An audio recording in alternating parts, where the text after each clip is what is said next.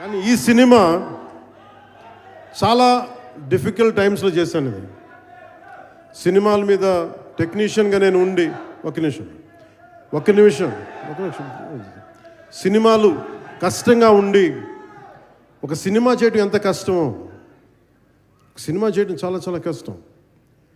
నేను మీతో పంచుకోదలుచుకున్నాను ఈ రోజున. మీకు సంబంధించి నేను మొదటి సినిమా నుంచి ఇప్పుడు దాకా జానీ సినిమా నేను చేసినప్పుడు అది ఫెయిల్ అయితే, ఆ సినిమా ఫ్లాప్ అయితే ఎలా ఉంది అంటే ఆ రోజు నా పరిస్థితి, వరుసగా హిట్లు కొట్టి కూడా ఒక్క సినిమా ఫ్లాప్ అయితే అందరూ మీరు వదలలేదు. నేను మీ గురించి ఎప్పుడు మాట్లాడతాను అంటే ధనం మూలం మిదం జగత్ అంటాం. అంటే అన్ని బంధాలు, కార్ల్ మార్క్స్ చెప్పిన అన్ని బంధాలు ఆర్థిక బంధాలని సినిమా పరిశ్రమలో మరింత బలంగా తెలుస్తాయి. నా రెమ్యునరేషన్ ఇచ్చేసాను అని నా దగ్గర అంతమించి డబ్బులు లేవు. కానీ ఆ రోజు నుంచి ఈ రోజు దాకా ఒకటైతే మార్పు జరిగింది.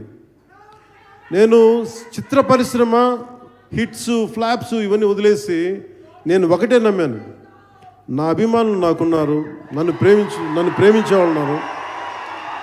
డబ్బుకి ఎప్పుడు నేను ప్రాధాన్యత ఇవ్వను.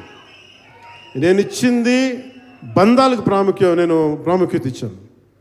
మనిషి నుంచి మనిషి బంధం. నా గుండె నుంచి మీ గుండెకి 2 గుండెల దూరం అంతే. నేను ఏమి కోరుకోలే, చాలా కష్టాల్లో ఈ సినిమా చేశాను.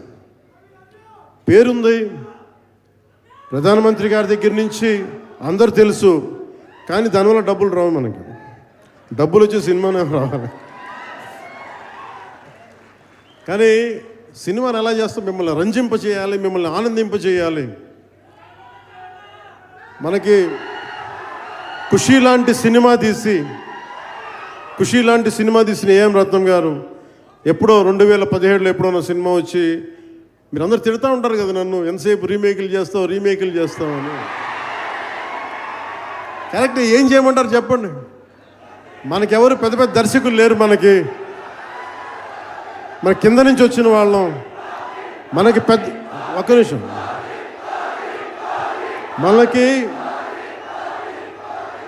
మన సినిమాలని చెప్తున్నా, ఓజీ సంతోషం, ఇది వీరా మీకు ఈ సినిమా గురించి చెప్తాను. మీకు అంటే మనకి దర్శకులు ఎవరు లేరు. నన్ను అందరూ కూడా ఈ రీమేక్ చేస్తే వీడితో పని అయిపోతే డబ్బులు వస్తాయి, వీడికి రీమేక్ చేస్తే డబ్బులు వస్తాయి. మధ్యలో నేను చేసిన పాపం వల్ల ఒక ఫ్లాప్ తీసాను అంతే. ఆ ఫ్లాప్ తర్వాత నా గ్రిప్ రాలే మళ్ళీ ఫిల్మ్ ఇండస్ట్రీలో. మళ్ళీ నాకు నిలబడింది ఒక త్రివిక్రమ్ శ్రీనివాస్ నిలబడ్డాడు నా కోసం. ఆయన ఎవరో కూడా తెలియదు నాకు. ఎవరన్నా సక్సెస్లో వెతుక్కొని వస్తారు, అపజయాల్లో వెతుక్కొని వాడే వచ్చినప్పుడు స్నేహితుడు. అలాంటి స్నేహితుడు నాకు భగవంతుడు త్రివిక్రమ్ శ్రీనివాస్ ద్వారా వచ్చాడు. అలాగే ఎందుకు రీమేక్స్ చేశాను మీకు ఉంటుంది కదా. నా పార్టీని ఎవడు నడుపుతాడు? కొత్త కథలు తీస్తే ఎప్పుడో వెళ్ళిపోద్ది. నా భార్యని కానీ నా పిల్లల్ని కానీ ఎవరు పోషిస్తారు?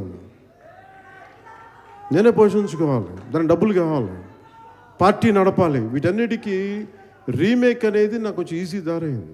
సొంత సినిమాలు కొత్త సినిమాలు చేయలేక కాదు, వేరే దారి లేక.